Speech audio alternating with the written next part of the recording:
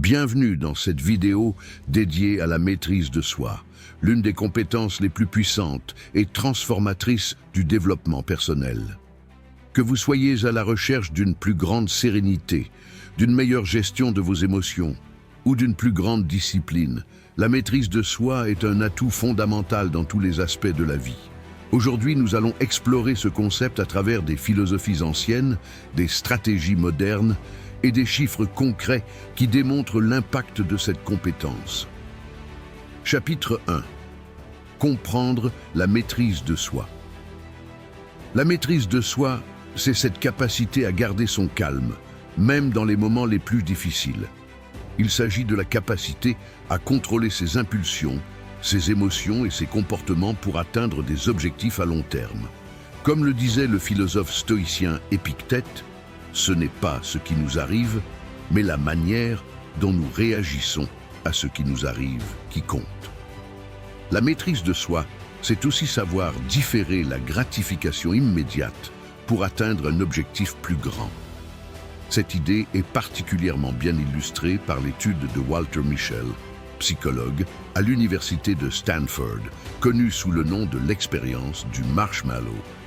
Cette étude a montré que les enfants qui pouvaient attendre pour recevoir 2 bonbons au lieu d'un immédiat étaient, à long terme, plus performants sur le plan académique et professionnel. Les enfants ayant résisté à la tentation avaient un score moyen de QI plus élevé et étaient en meilleure santé à l'âge adulte. Les stoïciens, comme Sénèque ou Marc Aurèle, prônent une approche similaire. La maîtrise de soi permet de vivre une vie pleine de sagesse, en évitant de se laisser emporter par les passions et les émotions négatives. Chapitre 2. Les piliers de la maîtrise de soi. Pour bien comprendre la maîtrise de soi, nous devons d'abord décomposer ces éléments essentiels. Il y a plusieurs piliers que les philosophes et psychologues s'accordent à reconnaître. 1. La conscience de soi. Comme le dit Socrate, connaître soi-même est la première étape pour maîtriser ses émotions.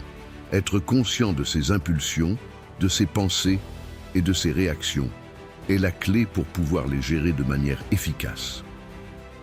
2. La gestion des émotions. Cette capacité est cruciale. Les émotions ne sont ni bonnes ni mauvaises en soi, mais leur gestion est ce qui fait la différence. Aristote, dans sa philosophie de la vertu, parle de l'importance de la maîtrise des passions. Selon lui, la vertu consiste à être capable de modérer ses émotions pour ne pas être contrôlé par elles. 3. Le contrôle des impulsions. Épictète souligne qu'il est essentiel de reconnaître et de maîtriser ses désirs immédiats pour obtenir la paix intérieure. Dans une étude de Psychological Science, il a été prouvé que l'autodiscipline est plus importante que le QI pour prédire le succès à long terme. 4. La volonté et la persévérance. Nietzsche disait que celui qui a un pourquoi peut supporter presque n'importe quel comment. La volonté est ce qui nous pousse à nous lever chaque jour pour poursuivre nos objectifs, même quand la motivation fléchit.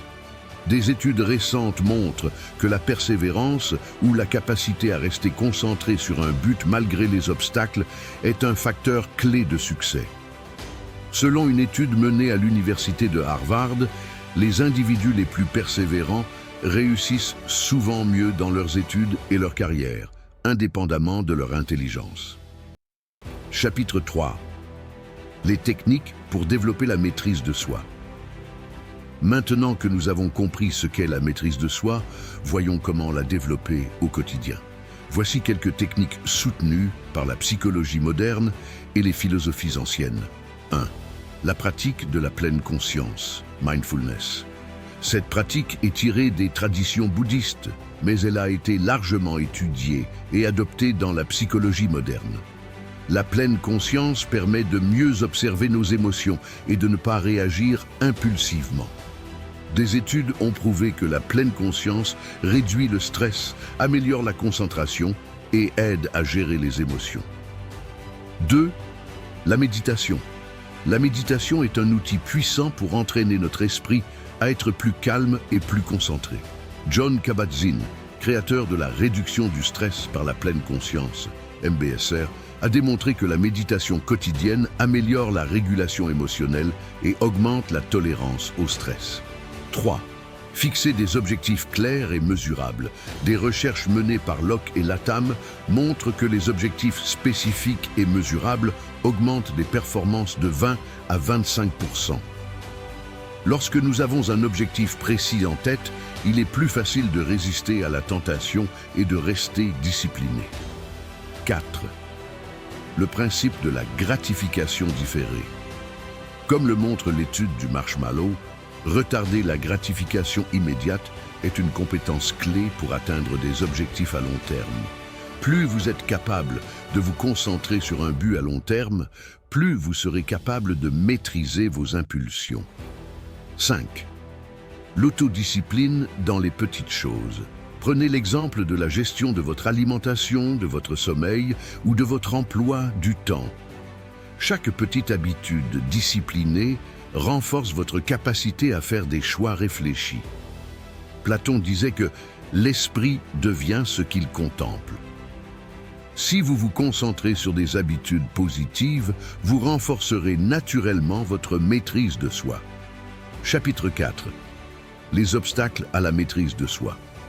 Malgré notre désir de contrôler nos impulsions, il existe des obstacles à la maîtrise de soi.